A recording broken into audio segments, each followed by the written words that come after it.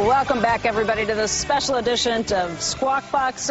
We've been talking all morning long with Warren Buffett of Omaha, Nebraska, since we are live in Omaha today. And, Warren, we've covered a range of topics, but there has been an awful lot of people who are interested in the trip you made this week. On Monday, you headed up with Bill Gates, and you got to take a look at the tar sands. What happened? Well, what happened was Bill and I talked some months ago about just how interesting the whole thing was from a geology standpoint, and from the standpoint that that represents one of the few big upcoming sources of more oil production in the world. There are very few. And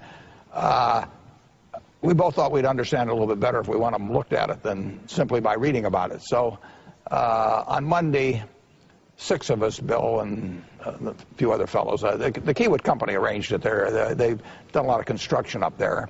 And we went up and to northern Alberta, and we saw a very big mining type project. There are 2 ways that they recover oil from the tar sands. And then we went to this in situ project also, and we had some terrific people explain a lot about how it worked, both from an economic standpoint and from a physical standpoint.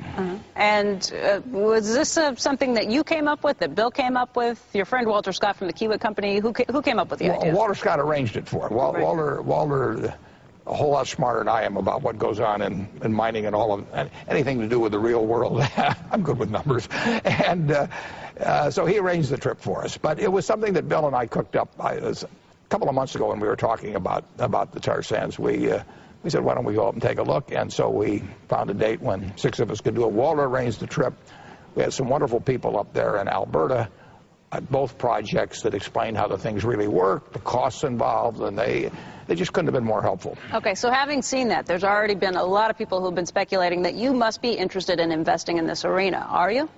No, I go to the movies, but I don't buy movie companies. I mean, I'm always interested in understanding the math of things and understanding as much as I can about all aspects of business.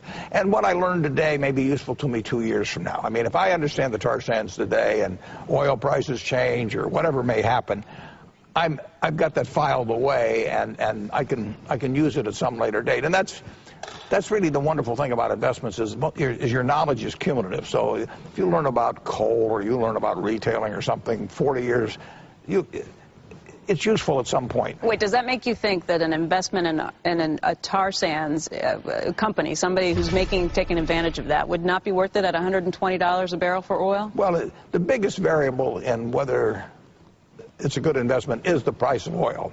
Now, it's important to know how much they can get out and what their costs are going to be and what the capital costs. All of that is important, and that fits into it. But you still have to figure out what your own feeling is about what oil is going to be selling for 3 years from now or 5 years from now. Because you could be the world's greatest mining engineer, but if you were wrong about the price of oil in a big way, it would negate all that knowledge. So I can tell you that if you had $120 oil from now till 50 years from now, that the tar sands would work out very well. But I don't know the answer to that, and I may form an opinion at some point, and I'm prepared to form that opinion now. But you are not actively looking right now to invest in any of these companies? Do I have a buy order this morning? The answer is no. Okay.